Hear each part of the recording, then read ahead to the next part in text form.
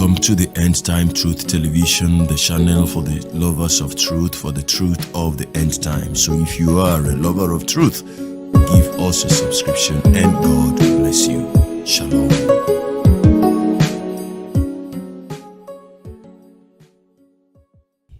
How did you meet Prophet T.B. Joshua? Thank you very much. It happened, I worked with Crown Merchant Bank years back. So I was transferred from Lagos to Kano, where I stayed for like 3 years or more.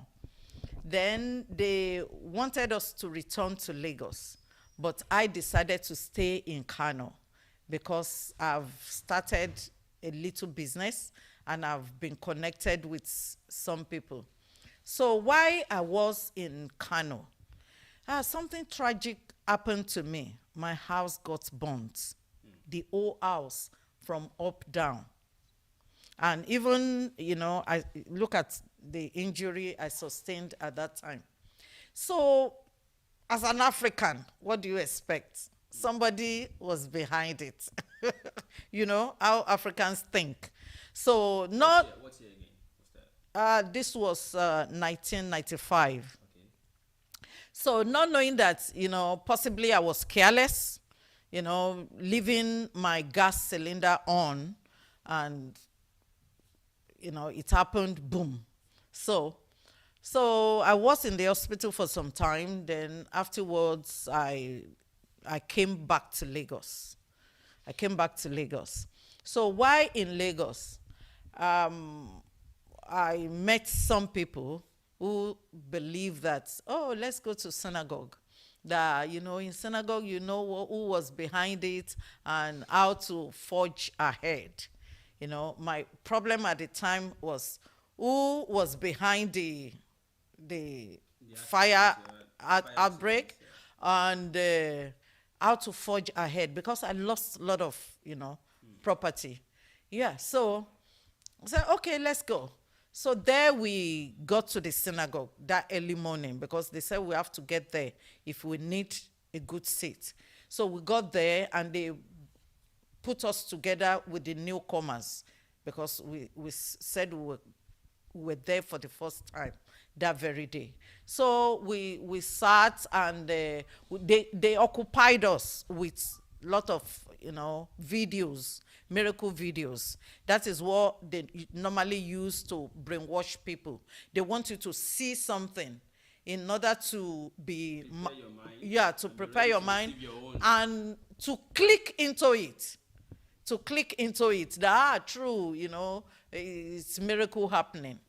So, but you don't know how they came about that preparation of that case, videos. You don't know. But all you see is, the miracle. Hey, they came yesterday and today they are healed. So all of us, we just, it was like hype. Hey, yeah, I think we have gotten to a place where we'll be, delivered and be helped. I was not asked if I was a Christian or if I was a Muslim.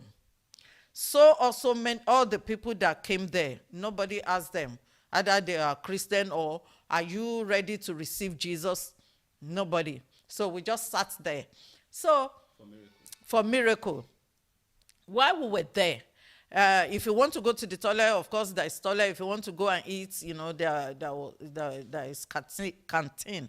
So then in the evening, we were there from 6 till 6 in the evening. Then they said this evening service is starting. So when we waited, somebody came forward. His name was Benson, because it's late now. He came forward to open the service. So they asked us to close our eyes. Then while he was praying, another person took the microphone, because I had a different voice. So I just opened one eye to see, out of curiosity, to see who the next speaker was. Then I just saw somebody right in front of me, looking at me as I opened one eye. So this person was just looking at me. The way he was looking at me, his eyeballs, his beard, reminded me of something. I looked at him, I said, it's like I've seen this face somewhere. Then, after some seconds, he walked away. So then, while he was talking, my mind was goggling where I've known him. Then I remember that 2 weeks before that time, I was in a dream in my grandmother's house. So while I was there, I was just getting out of the house. Then I saw somebody standing right in front of our house. He was holding an office jacket, a file. So he asked me that he was looking for somebody, the name written on the file. I checked the file, but I don't know. So I asked him to go to the neighborhood. So then I tried to return the file from him because I collected it. While I was returning it, the file fell. So then I said, oh, I'm sorry. So I saw that some sheet of paper flew out of the file. But I noticed that, those sheets of paper bore my own handwriting. I have a, kind of handwriting. Look at my handwriting. So it's my daddy's handwriting that I took. So, I said, then I looked at him. I said, where did you get this paper of mine into another file that does not belong to me? He didn't say anything, was just look at me. Anyway, I packed it and returned it to him, and I left him. So while walking, a distance, I looked back. I saw him still on the same spot, looking at me.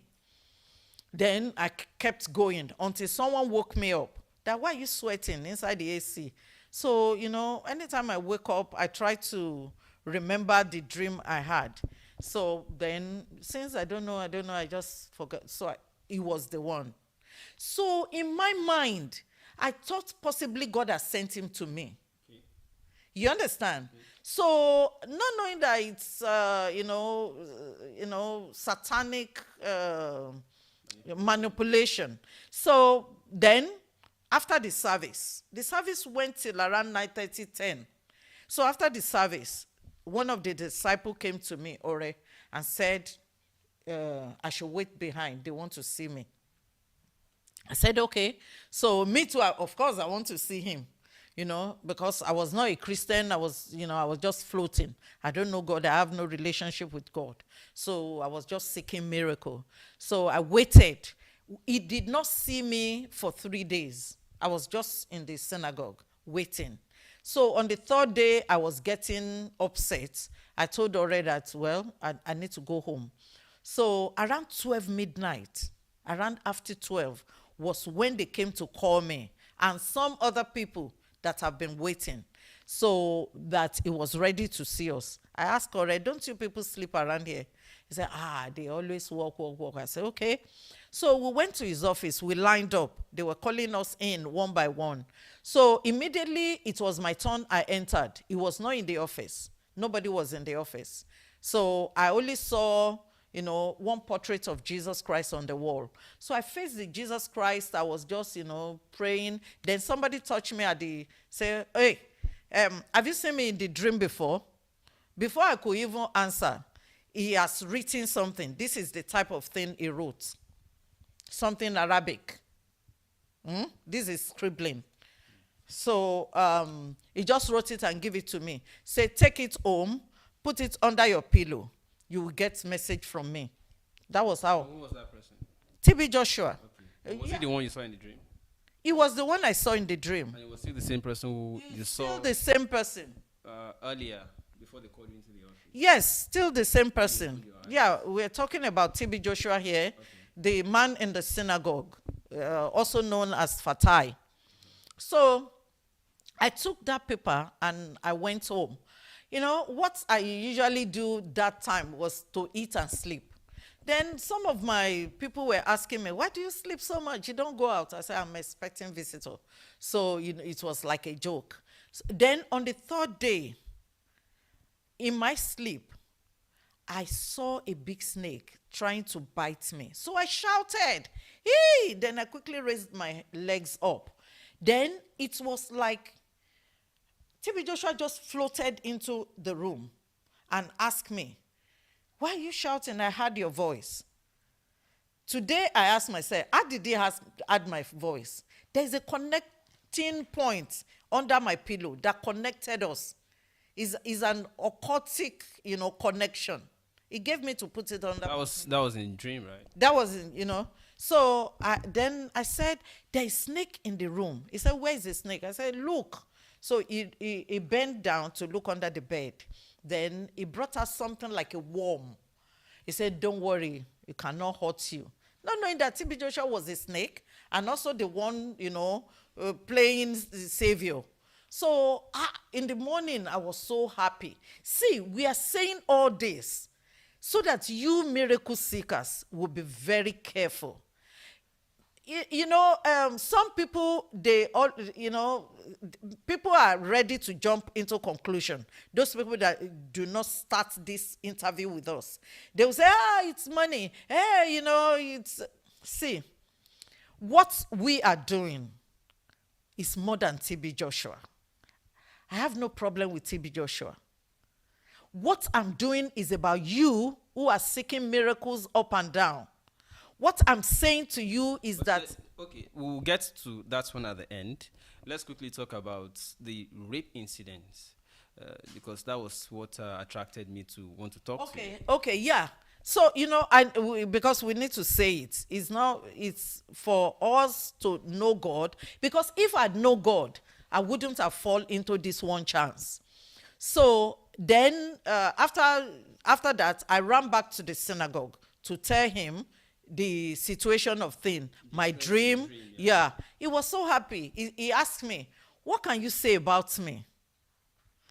And later I got to see that in the book of Mark 7:28, where Jesus was asking his disciples. So this guy is trying to duplicate Jesus Christ. You can imagine him giving himself the name Joshua, the name of Christ.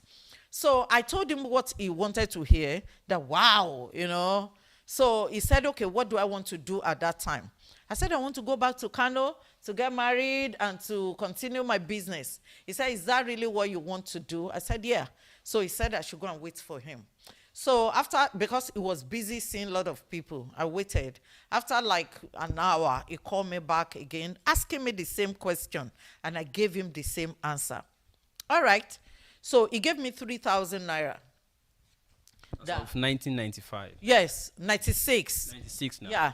He gave me 3,000 naira. I didn't solicit for it.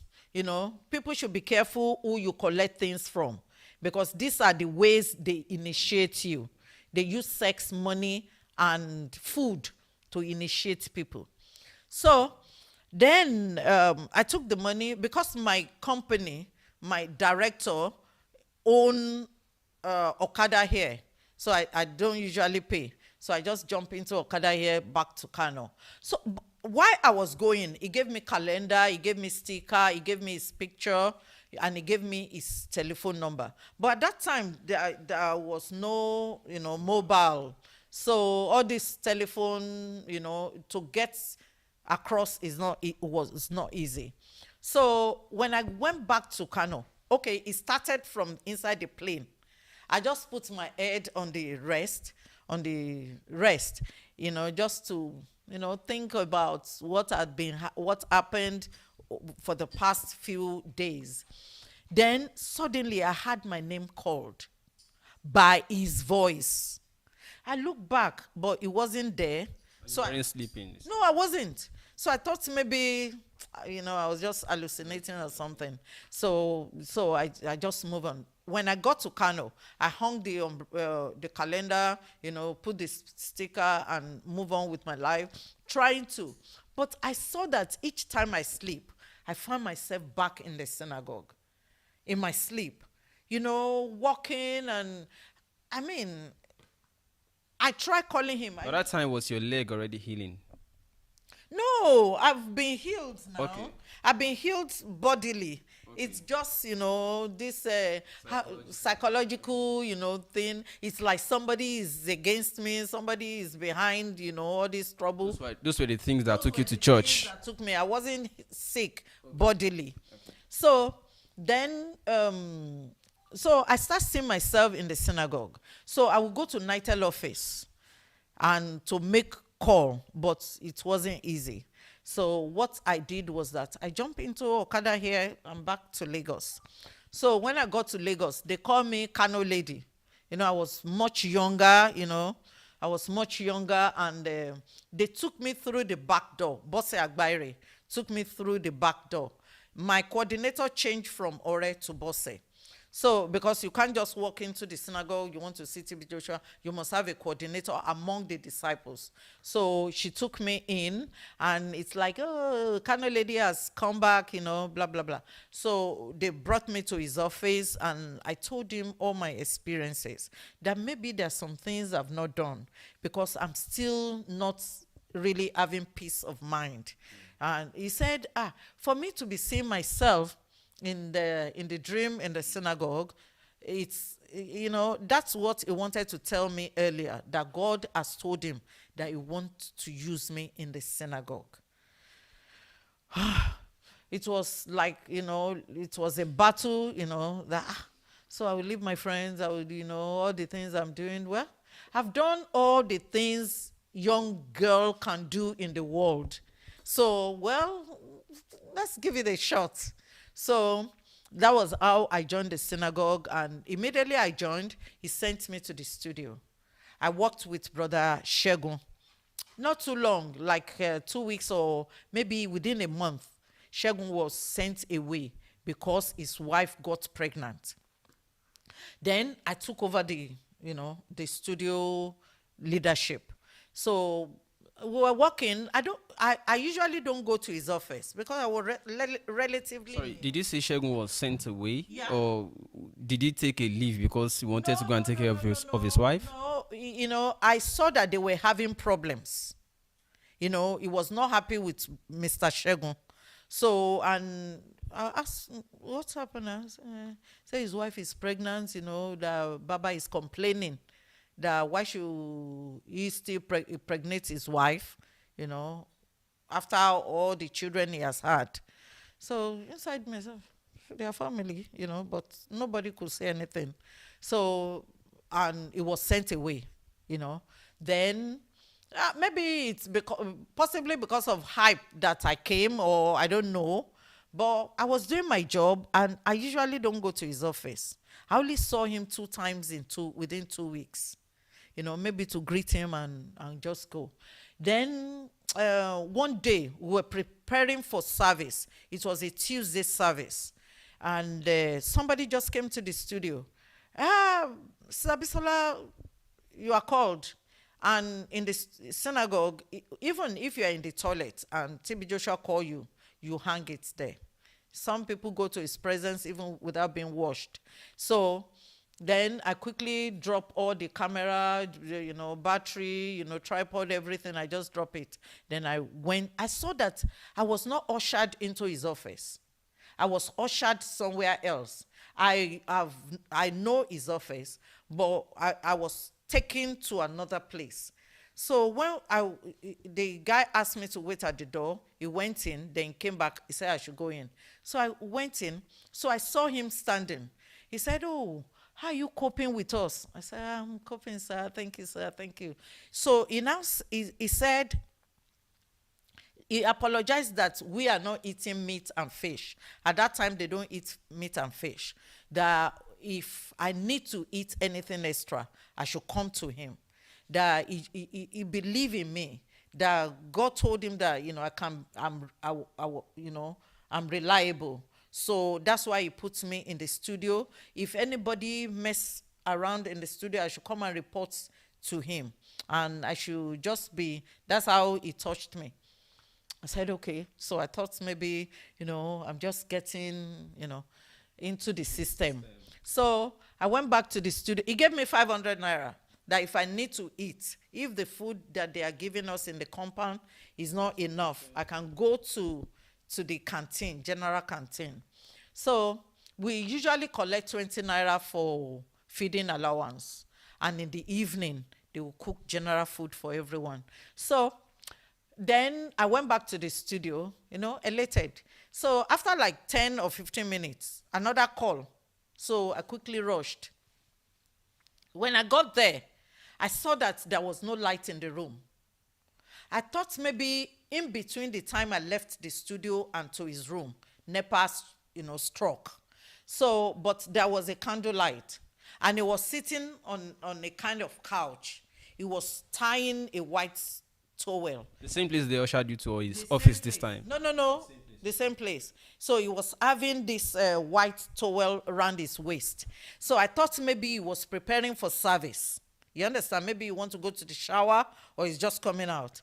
But, I couldn't enter properly. I was just at the door because I saw something. That's what made me to stand at the door.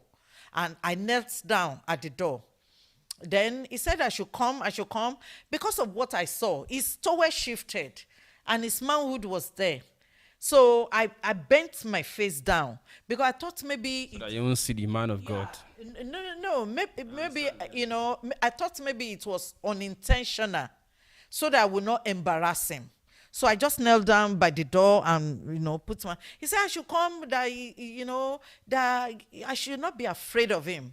That when I was outside, I should just come, that he trusts me, that he will be father to me. So as I was just saying, yes, sir, he stretched out and dragged my hand. So why I knew it was intentional was that as he dragged my hand, he placed my hand on his, on his... On the man of God. Not on the man of God. I understand. On his manhood. So, and he was using my hand to massage. So I stiffened. You held tightly to the man of God. No, I didn't hold on to him. Okay. It's like, somebody hold you and drag you, but you were resisting it. Yeah, okay. You were reluctant.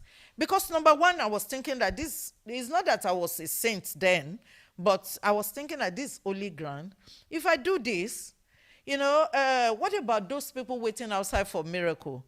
I believe that this is a sin. If this happened, he may not be able to. That's my own mentality. So meaning that unbeliever is even better than, quote, believer. But after some time, say, okay, I should go. We should go to the service. Then did he have a wife then? He was married. The wife was also in the church. Okay, let me say, as I understand, this woman called Evelyn, yeah, of course, is his wife because the everybody has agreed that the woman is his wife, but they didn't get married, either traditionally or legally.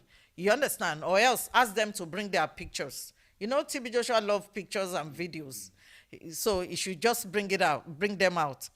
So a woman was with him, but the woman was not living with us in the quarters.